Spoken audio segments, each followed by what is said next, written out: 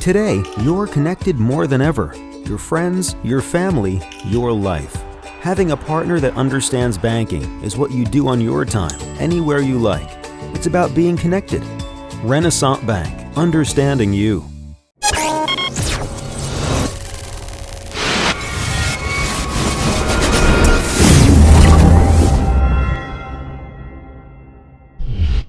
Sponsored by Renaissance Bank. Good morning, Northeast Mississippi. This is Newsbreak for Thursday, January 5th. I'm Brad Locke. Thanks for joining us. You can catch Newsbreak each weekday at 7 a.m. You can watch it at djournal.com, Facebook, YouTube, or the Daily Journal mobile apps for Apple and Android devices. Going to take a quick look now at news, sports, and weather on this Thursday. Let's start with the Weather Underground forecast for today. Going to have mostly cloudy skies with a high of 47, low of 28, just a 10% chance of rain. The 3-day outlook going to be overcast on Friday, a high of just 31 degrees, a low of 20, and a 20% chance of precipitation. Saturday, clear skies with a high of 38, low of 18, 0% chance of rain. Sunday, clear skies once again with a high of 40, a low of 22, and a 0% chance of rain. Let's take a look now at some of the top stories from the Daily Journal and djournal.com. Students at Tupelo's Lawhorn Elementary are starting the new semester with a fresh set of school supplies thanks to 2 local organizations.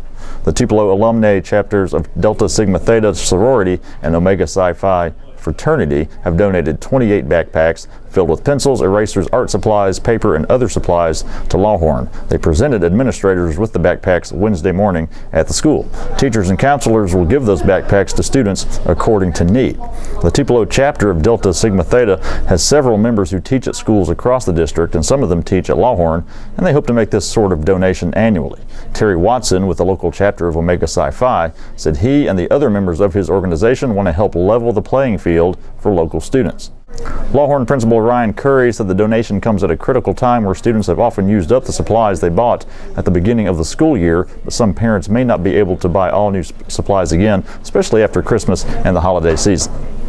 North Mississippi Medical Center Tupelo has agreed to repay Medicare $119,000 following the findings of audits of large hospitals around the country.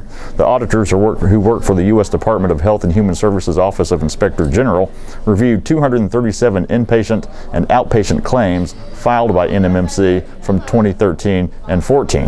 They found 79 claims that resulted in $41,000 in overpayments. Based on the sample, auditors determined NMMC likely received $119,000 in overpayments in the audit period.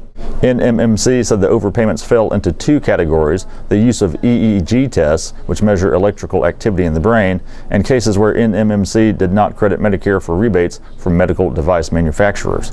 A statement by NMMC said that while its physicians believed the EEG test to be appropriate in the cases of cardiac patients receiving them after surgical procedures, the Centers for Medicare and Medicaid did not feel they were necessary.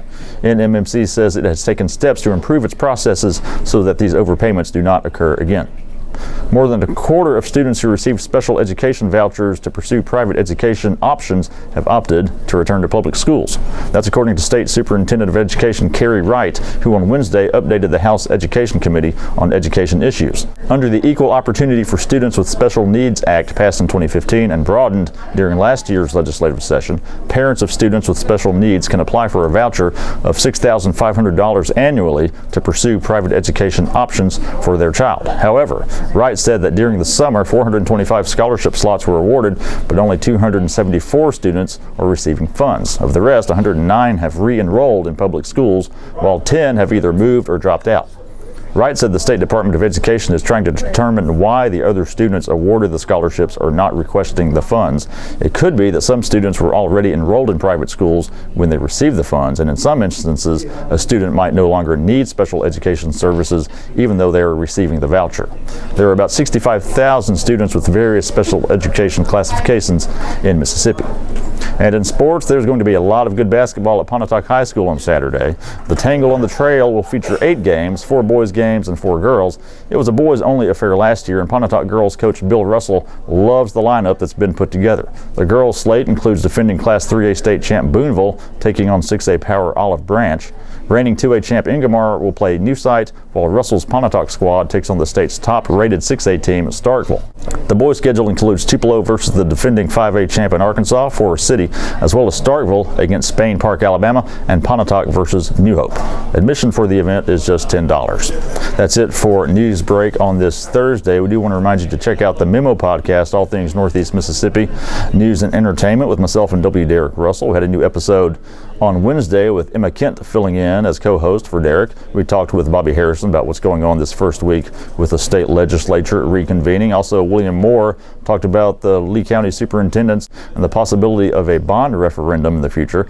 And also, Jenna Parsons came on and talked about the food section. Also, be sure to check out Double Coverage, a podcast covering MSU and Ole Miss sports every Thursday with Parrish Alford and Logan Lowry. And you can check that out in iTunes, your podcast apps, or at doublecoverage.djournal.com. All the stories I talked about today you can find in your daily journal and at djournal.com. We're on Twitter at djournalnow. Like our Facebook page as well. That's it for Newsbreak on this Thursday. I'm Brad Locke. We'll see you next time.